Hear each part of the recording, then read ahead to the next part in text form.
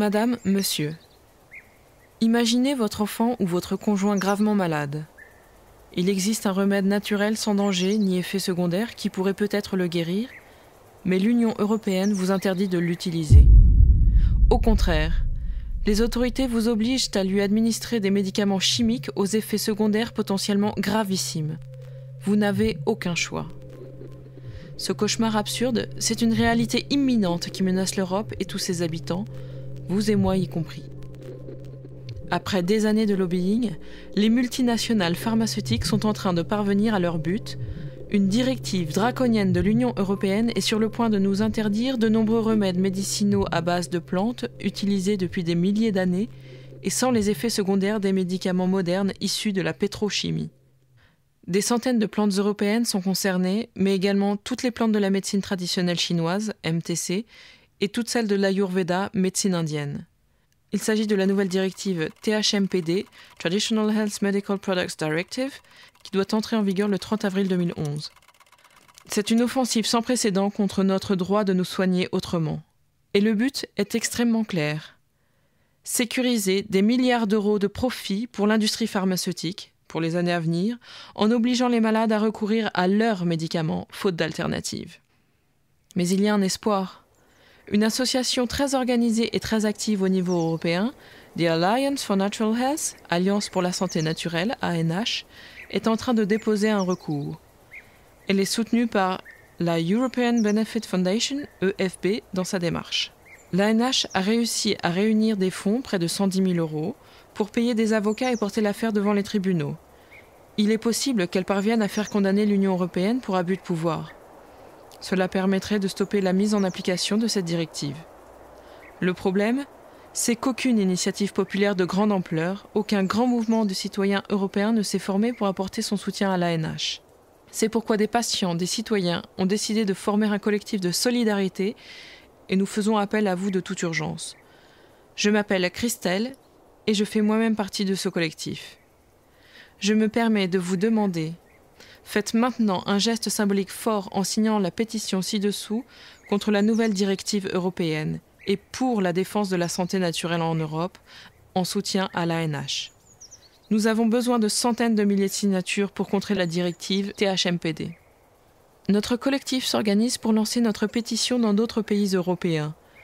Mais nous ne serons crédibles que si déjà nous parvenons à rassembler un très grand nombre de signatures en France contre la directive THMPD.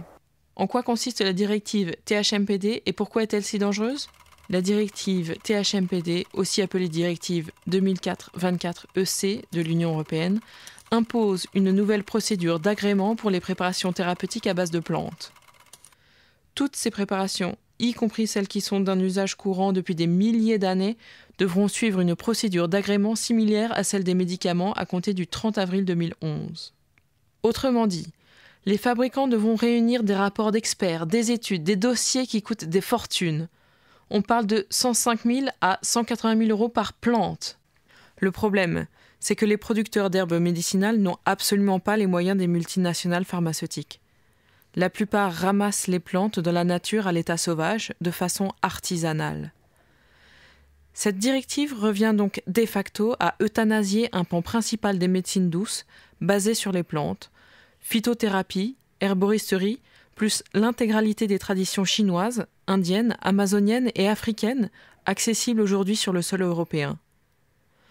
L'Europe a déjà fait exactement la même chose avec les compléments alimentaires en 2006.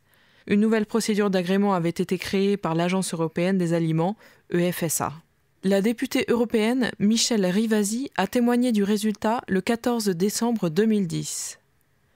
À ce jour, plus de 95% des dossiers d'allégation déposés pour des produits à base de plantes ont reçu un avis négatif de l'EFSA.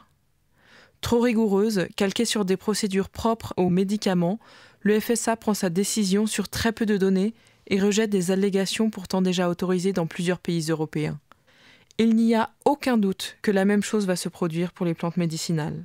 Non seulement ce sera la fin de milliers de plantes européennes, chinoises et ayurvédiques en Europe, mais seront jetés dans l'illégalité des multitudes de remèdes créoles, berrichons, tibétains, nigériens ou cévenols qui ne justifieront pas des éléments bibliographiques appropriés, selon l'expert herboriste Thierry Thévenin. Le timing de cette directive ne doit rien au hasard. Il y a urgence en effet.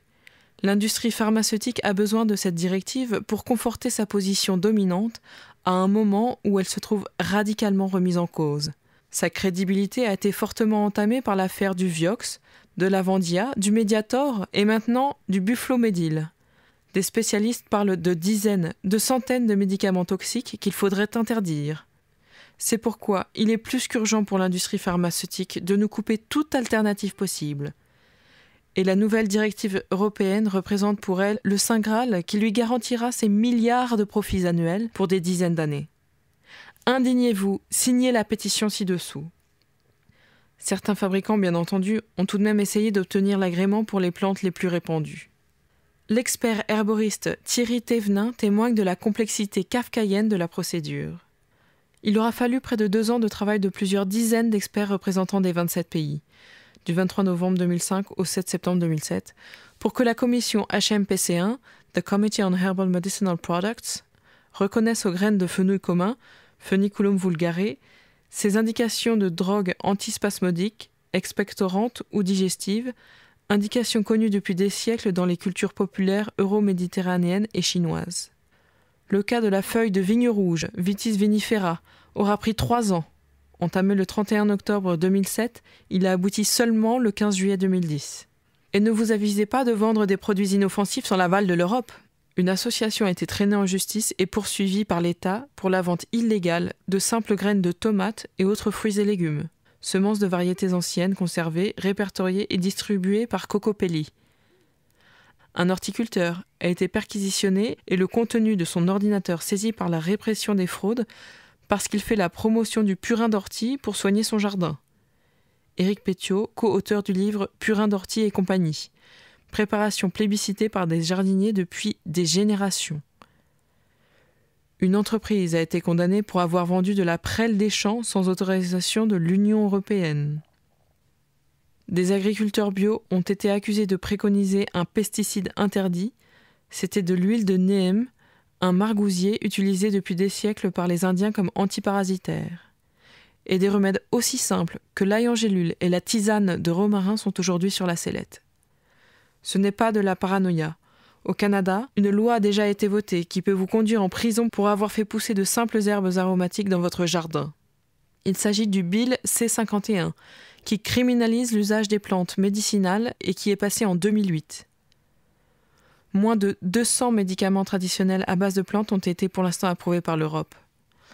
Or, selon le professeur Paul Fournier, il existe 1500 espèces médicinales rien qu'en France métropolitaine, et plus de 20 000 espèces couramment utilisées à travers le monde. La seule médecine traditionnelle chinoise emploie environ 17 000 formules composées différentes.